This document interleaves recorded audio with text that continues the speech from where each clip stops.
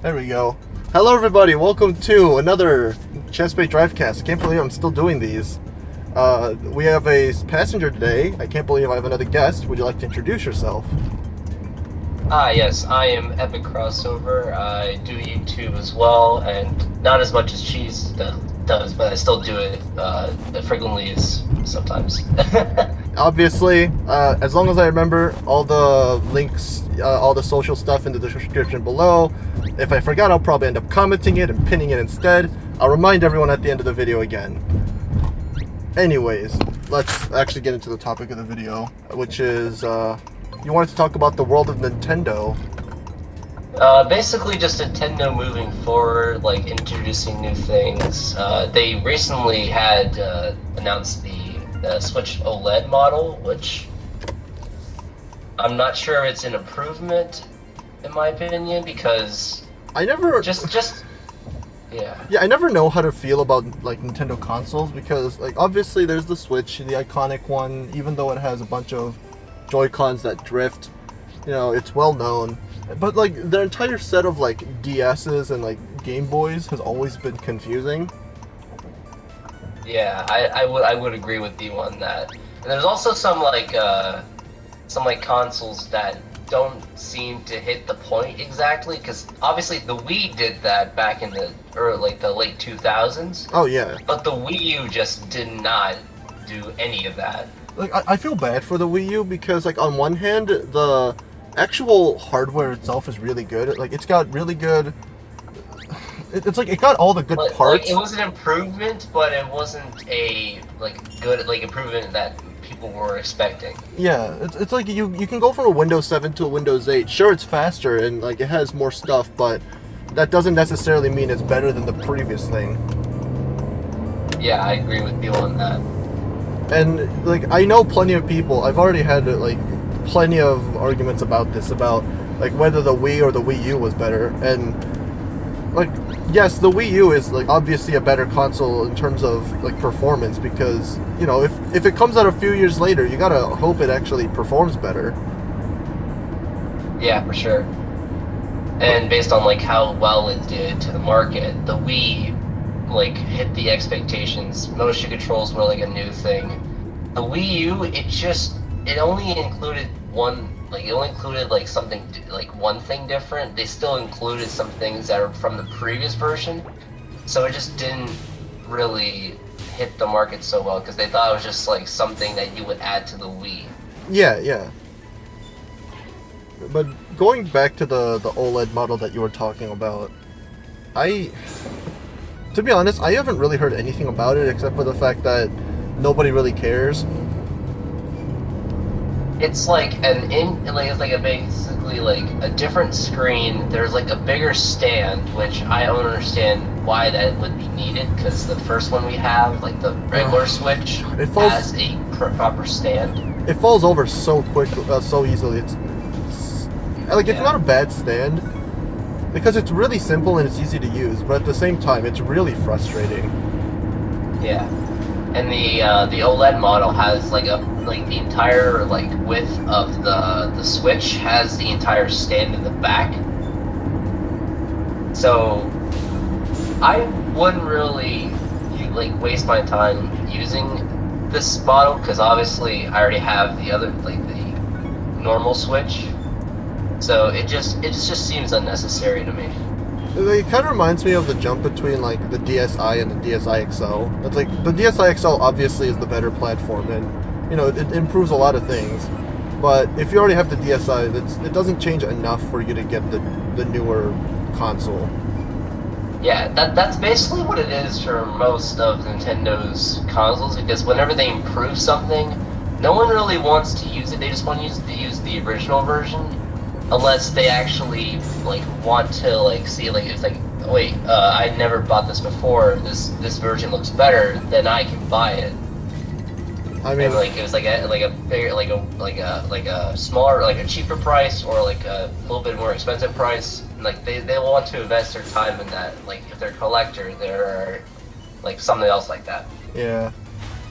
Speaking of collectors and just people that are just way too devoted to Nintendo, I don't know, I don't know how to feel about Nintendo as a company, just generally. Considering that... Yeah, it used to be at, like, its peak during, like, the 7th generation.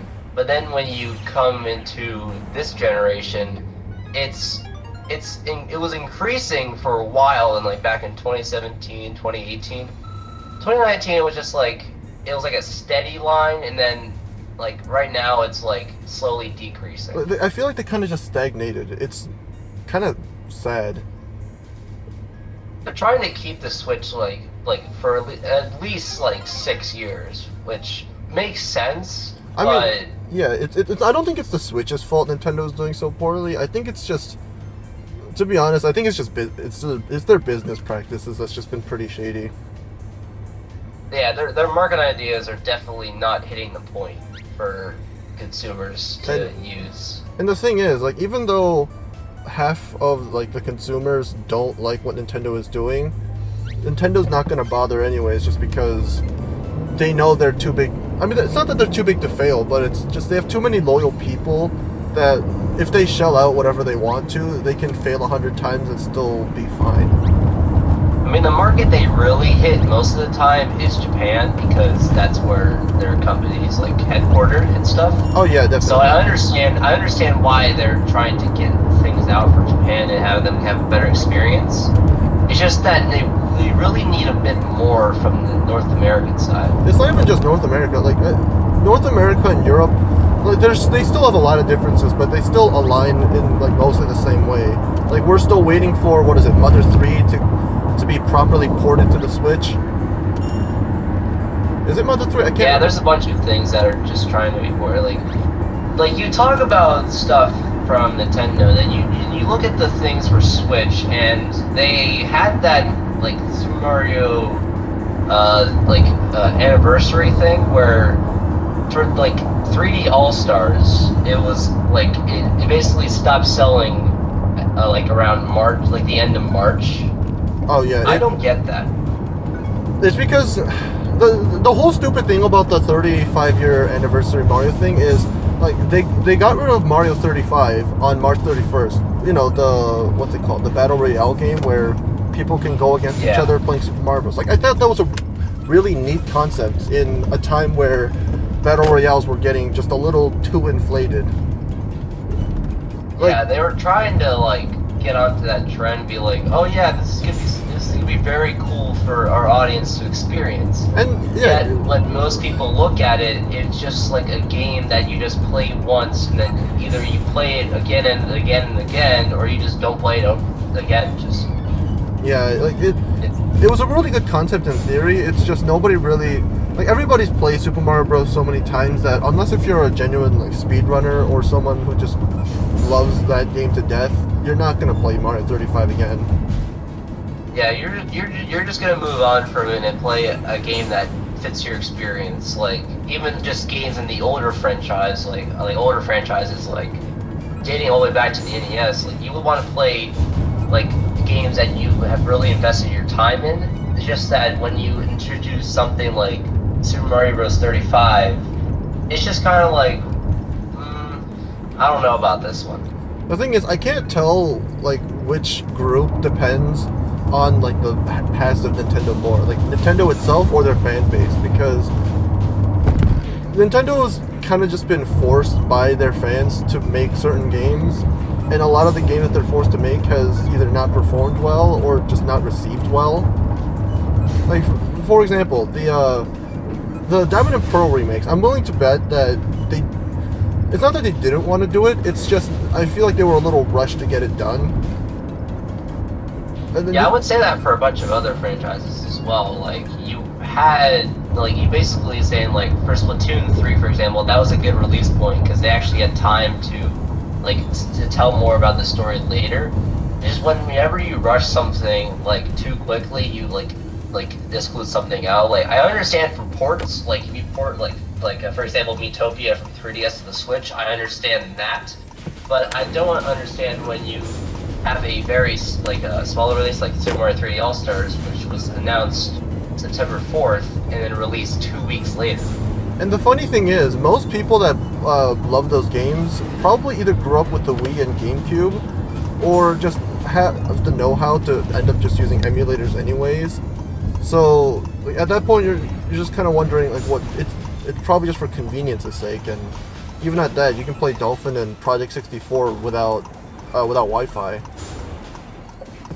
Yeah, it's Like and yeah, I would say like just emulator in general, like just generally speaking, it just gives you like a good experience, even when you're not really haven't really bought the game. It's just basically you get it when you use a different controller. Like for example, if you're like really an Xbox person or a PlayStation person, you can use that to play games that were like from different like instead of buying the actual like console, you can just play games that you actually have been interested in, but you've never had the experience to yet. So that's basically. I find it funny how much Nintendo hates their own fans in a way. Like, you did you hear about the time that there was a really big Smash tournament that was about to happen? Nintendo just DMC'd. Oh my god, yeah, I remember that, and they just completely was just like, nope. It's like, guys, you're not selling Melee anymore. You're not making money off of this anymore. Why would you DMC something that barely has any? You guys don't have anything to do with Melee anymore. Why would you get rid of it at all? Like the Super Mario 64 remake that someone made in HD, like getting rid of it was scummy, yes, but like at least that made sense since they were getting ready to like make Super Mario 3D All Stars, which also happens to package 64 in it, meaning it would be a direct competitor for free. Yeah. Basically, that's just like whenever you make fun of like Nintendo, they're gonna be like, okay, I don't like this content. I'm gonna write a cease and desist to you. They have such a grasp on their IPs that you're kind of just forced to play nice with Nintendo at all times. Yeah, it's basically whenever I use like stuff for my videos, I basically just use Mii's because I never really experienced any like harsh things from Nintendo. Like they didn't really like just be like, yeah, you can't use this video or anything. I just use Wii content, so it just doesn't affect me. It's just gameplay videos, so. Yeah. Did you hear? Oh yeah. Before I forget, did you hear about the? Oh gosh, why did I forget all this? I just had a massive brain fart. What the heck? You mean like Super Mario Logan or something? Oh wait, actually, Sure. you just helped me remember. Super Mario Logan, I mean, that actually makes sense considering that all the Mario characters were kind of vulgar. But, True. did you hear about how, what's it called? Not NFT, that's something else. Like Machinima, what are they called? The multi... I have no idea. It's like, I think they're called MCN, multi-channel networks, and they basically take charge of like a bunch of YouTube channels at once, and they're supposed to act as agents for like these several YouTubers. So like as they grow, they can negotiate with YouTube for like money and all that. And like there was a whole controversy a few years ago about. Okay, good. The call's still going. There was a whole controversy about how some of the MCNs were scamming people out of money because they weren't really helping at all, and they were just taking a cut of their revenue for no reason. Oh wow. And the funny thing is, Nintendo used to have its own MCN as well, but the people that played those MCNs, one, were not allowed to swear at all, two, had to play a specific set of Nintendo games at specific times. It was really, really weird how Nintendo set up all these channels, because like, it's not that they were guaranteed to fail, but if they didn't follow Nintendo's rules, they were either going to get DMCA'd or like their contract would be basically ripped up.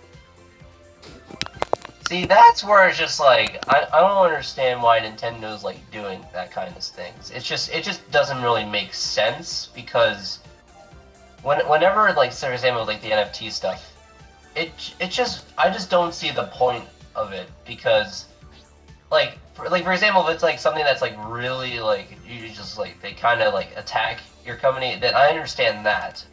But if it's like something that's like a joke, or like maybe something that just takes like the lighthearted stuff, I don't understand that kind of stuff. I mean, I'm willing to believe that Nintendo thinks that people playing other people's games will like make people not want to play it because they think like they're just gonna experience the game through someone else. And like to an extent, like that's sometimes true, but that's also like that only comes down to like the most like poorest of people. Like for example, like Five Nights at Freddy's and Five Nights at Freddy, I can't talk. FNAF, Undertale, freaking even Friday Night Funkin'. Like all these not franchises, but all these indie games ended up getting big simply because other people reacted to it. They thought it was cool, and they told other people to buy it. Yep. And I think for that's this, what it is for most games nowadays. Yeah, and for that exact reason, I think Nintendo kind of just fell behind. Because, you know, in the 90s, and like maybe even not the early 2000s, but you know, into the late 90s, Nintendo had such a grasp on the gaming industry. And now they're falling behind Sony in terms of PlayStation. Microsoft to a lesser extent, but Microsoft even have their own like really dedicated fan base now. Like Nintendo's just kind of, I don't want to say they lost their touch because you know, like they came out with the Switch a few what is it, like 4 or 5 years back. You know, they still 4 years ago, yeah. Like they still have their touch. It's just they're not able to get a grasp on the growing industry as much as they used to.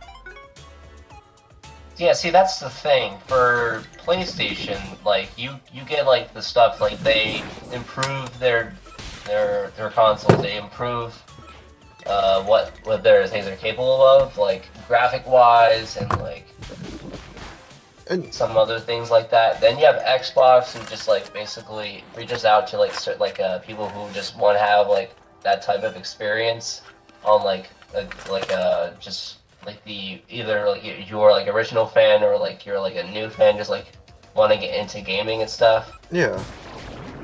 And then Nintendo it's like they really head towards like a family wise, and sometimes that just doesn't work.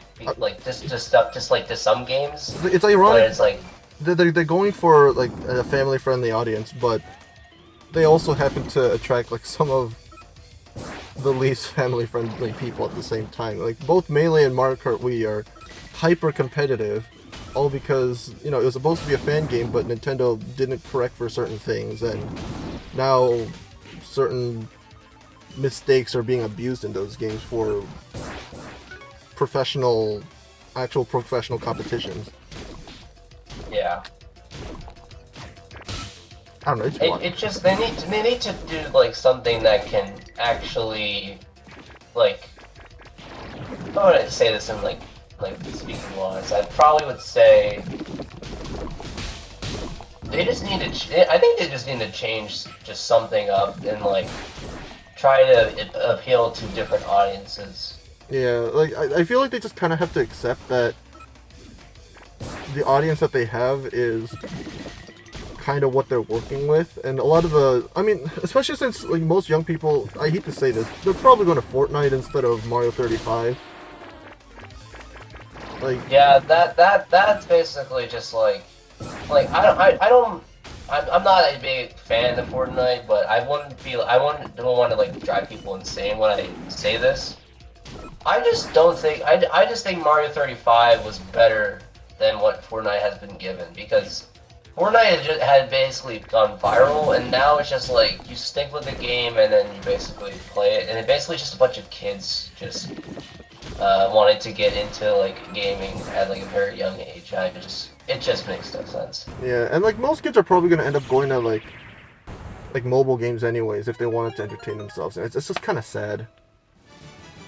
Yeah, I think mobile games are definitely what you would like experience firsthand, and whenever you're that and you want to invest in like a console, then you can take that time to do that. It's just no one really wants to start off with just buying a console. You want to start off with like something else, like basically a mobile game, like for example, like Raid Shadow Legends or whatever. Whatever interests you. Did you guys? They want to invest their time in that instead of buying like a $300 console, like the Switch or PS5, whatever. Did you guys know this Drivecast is not sponsored by Raid Shadow Legends? That's a surprise. But no, I actually got big surprise. I gotta go. My phone's at 2%, and the irony is that right when I said it was at 2%, my phone actually went to 1%, stopped the recording, and proceeded to go into super hibernation mode. So this is where I say thank you for watching. I'm really sorry that Epic didn't get to say anything outro. I didn't get to plug anything, but I will message him, and everything that he wants to plug will be in the description below, as always. I'll see you guys next time on another Chessbait Drivecast. Next one should be a doozy, if I do remember, but then most of these are. A lot of these later ones I've been trying a lot harder on, so I hope you guys enjoy these. Anyways, good night.